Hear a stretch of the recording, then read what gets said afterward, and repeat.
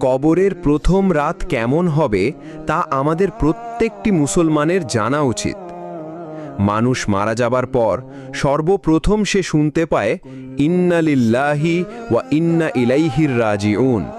তখন সে মনে করে এটি একটি দুঃস্বপ্ন, সে মরেনি, সে এখনো জীবিত রয়েছে।